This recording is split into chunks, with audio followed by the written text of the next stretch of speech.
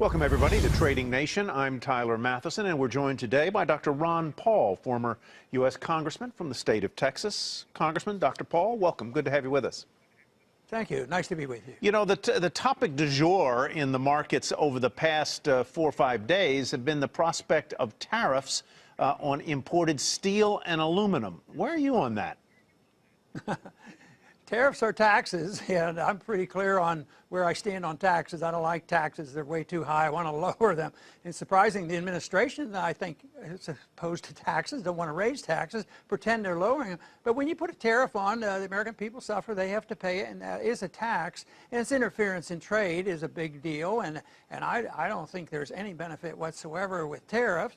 And most of the time, even conservatives and liberals can agree on tariffs not being beneficial. So I don't think the tariffs are any good. I don't like them because it's a tax, and I like the marketplace, which would reject the notion. But my biggest beef about this whole episode on tariffs is, why do we allow just the president to be able to make these decisions? That's not the way it's supposed to be, and yet here he is. He just signs an executive order, and he can put a tariff on. And I think this is a congressional function, so who knows what will happen. There'll be some fighting and bickering over this, but right. I don't like the tariffs. The speaker has today, as you probably know, come out basically saying, hey, wait a minute, not so fast here. This could do some damage. Do you think, I mean, the president, if nothing else, can be mercurial and can change his mind fairly quickly? Do you think that he could be subject to some pressure from the outside that would make him change his mind and go, well, either I'm not going to do what I said I was going to do, or I'm going to apply these tariffs much more in a much more pointed, targeted way? And that, I think you've just stated the problem that we face in trying to analyze the administration. Which way is he going to go? And right now, from his little comment I think I heard today, was he was going to bear down, and he wasn't going to get pushed around. And if he gets in that mode, he won't. And he'll have to end in a different way. Maybe this effort to put on tariffs might end the way they ended for George W. Bush, you know, in 2002. He put on tariffs on seals, and it didn't go. But, you know, I complain about the executive branch putting on the tariffs and not the legislative body. But back in 2002, it was the WTO that got in charge. Oh, well, he's breaking the rules, and WTO rules over anybody in the Congress. The president can't do it. I like free trade. That means you don't have managed trade, you don't have the WTO, and you don't have the executive branch doing this. You just allow the market to work, and unfortunately, we're a long way from that. You know, Dr. Paul, you're known as a close and astute observer of markets and their behavior. Obviously, the equity markets have been very prosperous over the past few years. This is actually, in a couple of days, the 8th, I believe, anniversary of the bull market that began in 2009 or 2010 or thereabouts. But I wonder what you see right now as the biggest risk to the stock and bond markets. Well, I think they're overpriced, and you know, it's been a lot of years, matter into the decades, when we've had bonds being in a bull market, and when you have zero interest rate, there has to be distortion. That is so far removed from free markets that there has to be a lot of distortions. Even when it's less complex and the Fed is just rigging the interest rates, there's a lot of distortion. So the money doesn't go exactly where the planners want it, and that's been the frustration here since this last recession started. They had all their QE, and they complain it's not doing what it's supposed to do, and on, because they can print money, they can distribute the money, but they can't control exactly where it goes. And that's what they're fussing over. Now it looks like some of this money is leaking out, and it certainly has boosted the stock market. I don't think you can justify those prices on the stocks just out of value. I think there's a lot of bubble there, a lot of speculation because of excessive credit, and that's the danger of the excessive credit and artificially low interest rates, is you get the distortions, and frequently they're called bubbles.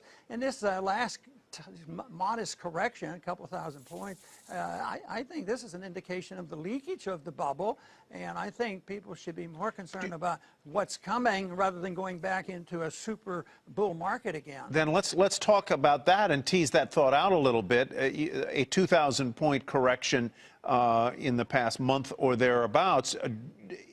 Are you worried that 2,000-point correction could turn into a 5,000-point correction. Yeah, but I wouldn't use the word worry, because inevitably some corrections have to be made. Corrections are supposed to be corrections and help things.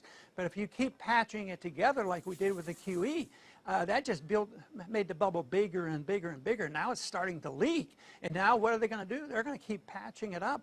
They're not going to allow. That's why I don't think they're going to deliberately keep raising the interest rates. I think interest rates may go up, but maybe people will quit buying our debt, because I think it's our debt problem that is significant. And you just can't run the whole world on debt, and the whole world depends on the dollar. So eventually interest rates will go up, and if the Fed continues on the things that they are sort of planning on doing, it's going to be a calamity. Well, let's talk about that. If buyers stop buying debt, and if the Fed is not buying a lot of the government's issuance of debt, which it's not going to be doing, obviously, as it unwinds the quantitative easing effects, what is the scale of the calamity that investors ought to be ready for? If not, it may not happen. Let's hope it doesn't. But what is the scale of it? Oh, I think it's huge. I think that we have a greater distortion and a financial danger sitting out there bigger than ever before. I don't think the world has ever experienced anything like a fiat currency that's lasted for 40 years and getting away with a rigged election, a rigged economy with artificial interest rates and this huge deficit. Everything is just, very burdened with debt, and there's no stopping it. I just don't think the average person buys bonds for an investment reason. It doesn't make any sense. So no, I think the correction is going to be huge, and I don't think anybody can predict. But I think, this correction we had in 08 and 09 wasn't allowed to really go its course and restore some, sensibility to the market. I think that will be a mild correction to what could happen. I really think it's big because of the dependency on debt. And what about, the dynamics of how many young people are working and producing versus how many people are retiring, and what these pension funds are like.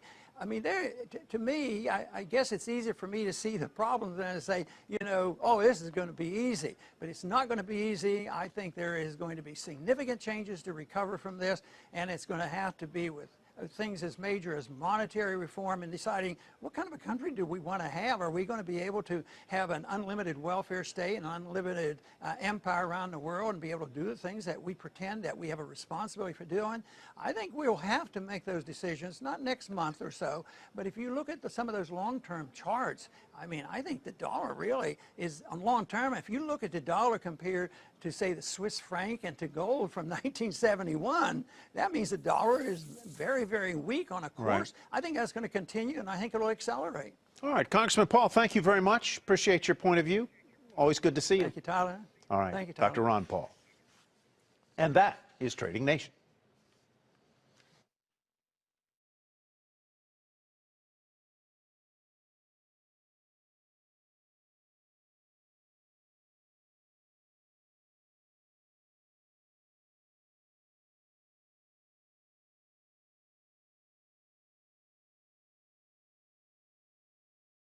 Hey there, thanks for checking out CNBC on YouTube. Be sure to subscribe to stay up to date on all of the day's biggest stories. You can also click on any of the videos around me to watch the latest from CNBC. Thanks for watching.